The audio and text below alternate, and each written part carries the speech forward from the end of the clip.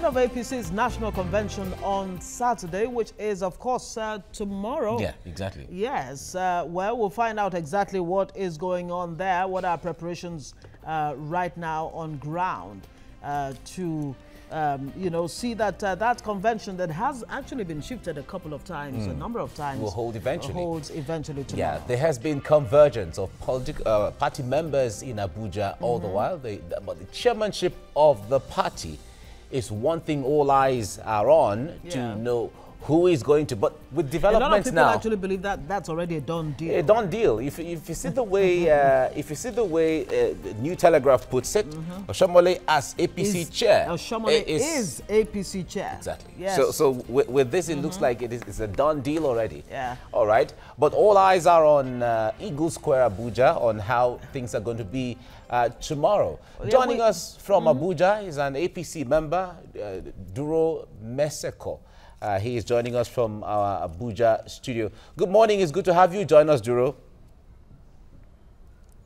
Yeah, good morning. All right. Now, as a build-up to this convention coming up, a lot of people were a little apprehensive, even from within the party and outside the party, that this convention will be a make or a mar situation for the political party. From your standpoint, what are you seeing, considering all the bickerings and considering all the misgivings and factionalization of the party within some state chapters?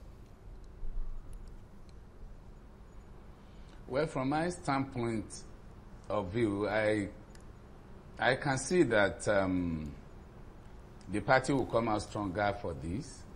In any political party, you find this kind of thing happening. But at the end of the day, you find that there will be horse tradings here and there, negotiations here and there, concessions made left, right, and center.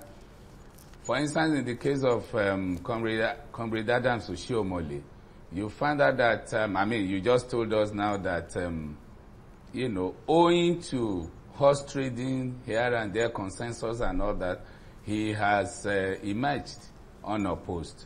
So, and ditto, today, you find out that meetings are going on in different places to try to trim and to try to forge some form of alignment to reduce tension and crisis within the parties. So at the end of the day, you find out that all these, in quotes, hulabaloo about who to occupy which position will fade, and the party will come out stronger. Yeah, but of course, we're told that 42 positions are up for grabs.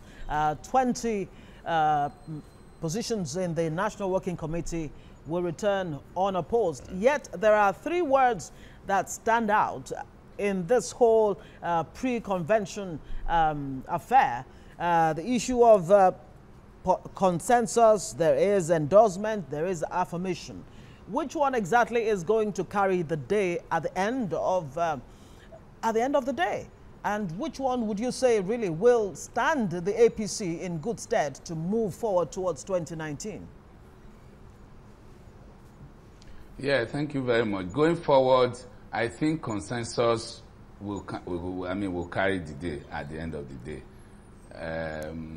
For instance, in the case of Adams Oshiomhole, it was through consensus that, an agreement was reached, to allow him, stand alone for the office. And of course, I can assure you that anything from noon today, you find different offices. You also find some people stepping down for each other. You find people forging agreements here and there and all that. So at the end of the day, consensus, which is an integral part of party politics, will carry the day. All right. When we certainly the convention, ideally, from the papers and what it's supposed to be, is meant to strengthen the party and give it a new direction, especially towards the coming election. But if we consider the state chapters where there seem to be some friction and seem to be some crisis, like Imo State, Kano State, Kaduna State, River State, and a few other states here and there that have issues from within their state chapters. How will this convention really settle all of these differences and ensure that everyone is on board going forward when there was no outright settlement of these issues from within the different chapters in the states?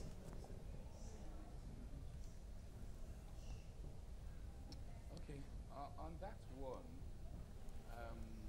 you see, within the party, it is difficult sometimes to settle all the crises at once.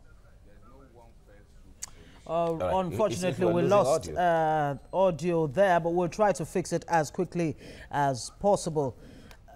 Okay, he was responding already to the question that Mike asked, Yes. which means, of course, he heard your question. Duro, but maybe you want to... If you hear you heard our question earlier, can you speak so we hear you again?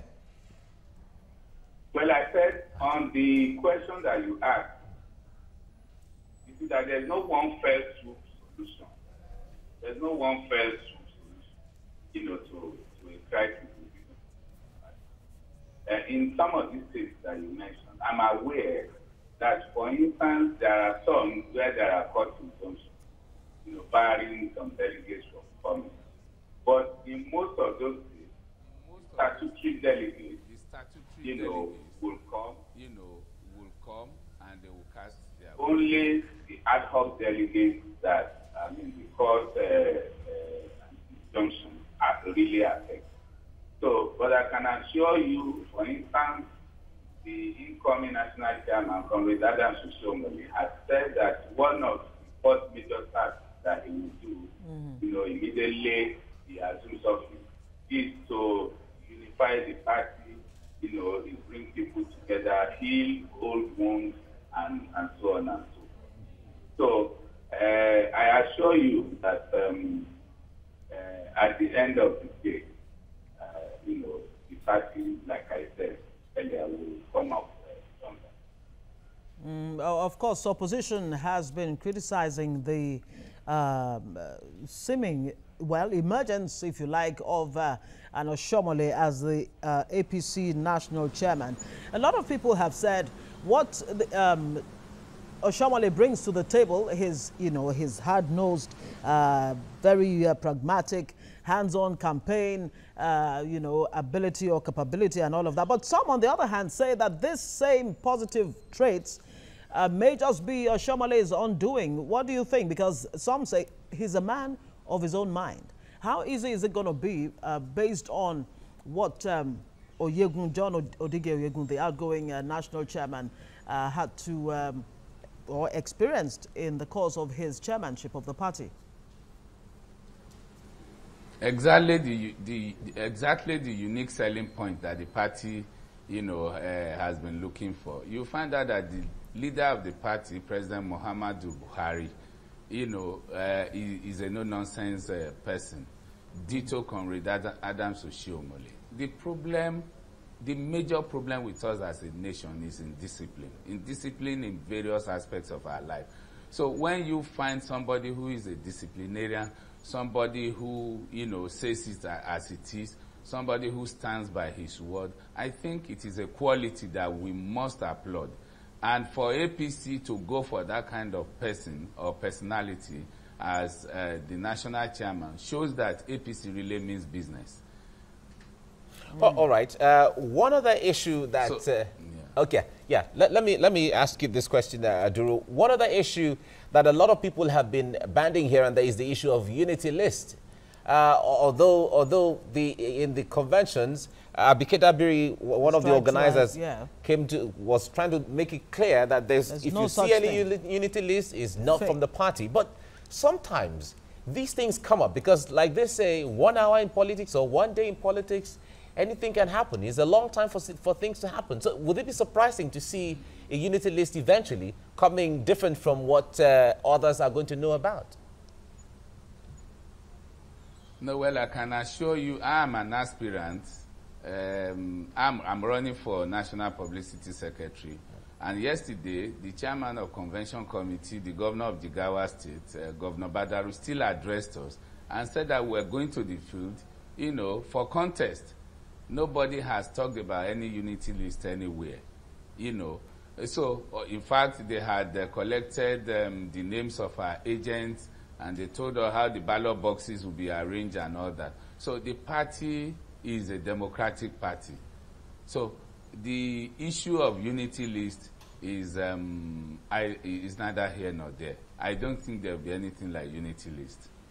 All right, talk to us about the criteria for the different positions, especially the 42 positions that are up for grabs. We hear that, for example, if you're going for the national youth leader, you cannot be over 40. Is that a matter of fact? What exactly are the qualifications, the basic qualifications for the different positions? If you can, give us a picture briefly. Yeah, the basic qualifications are, number one, of course, you must have at least school certificate results. You must be a member of the party, a registered member of the party.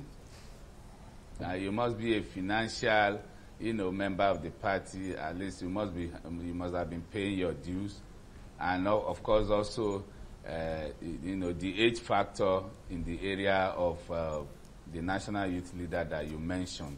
These are some of the criteria, of course, and you must also not have been an ex-convict. You must not have been convicted for any offense or the other.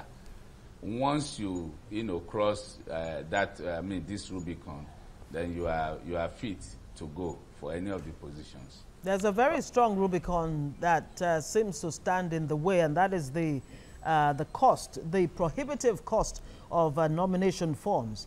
Where do you stand on that, especially that of the presidential nomination forms and, of course, governorship? Sorry, come again. I'm not. The issue of the cost, of the high cost of nomination forms. For these positions? Yes, presidency, for example, it was 27 million naira, at least at the time when President Muhammadu Buhari had to buy the nomination form. He actually took a loan. And I'm wondering, has he even paid back that loan now? I'm sure that's a question that many Nigerians will be, mulling over. But what do you think about the prohibitive cost of nomination forms? Well, every political party, has its own internal mechanisms of fixing the rate or the cost of nomination forms. You find out that the reason why most political parties, especially for higher offices like the presidential office, fix costs, in quotes, that some people call prohibitive, is to reduce the number of people that will come up. For instance, if APC had said, if you want to run for the presidency, the cost of the form is 200,000. You can be sure that you have not less than 1 million Nigerians, that will, procure the forms. I mean, which is not good enough for the party, because the numbers will be a little bit unwieldy to manage. So I think with time, some of these things will, will naturally correct, themselves. All right. I wonder how that is going to correct itself if the people are not, if the party is not conscious of it, because just recently the president passed not too young to run bill, and so many young people will not have 27 million or 10 million, as the case may be, to pay, 5 million, or even 5 million. So that will be a technical way of knocking some people out. And one would think whether that's a level playing field enough for young people and people who are coming or who intend to go into politics. There is no hard and fast rule about some of these things. I am sure when the new National Executive Committee gets into office, these are some of the issues they will look at very dispassionately. Okay. All right, let's leave it here now. Thank you very much, Duro Meseko, for joining us on the program. We wish you well at your convention. Thank you so much. Thank you very much.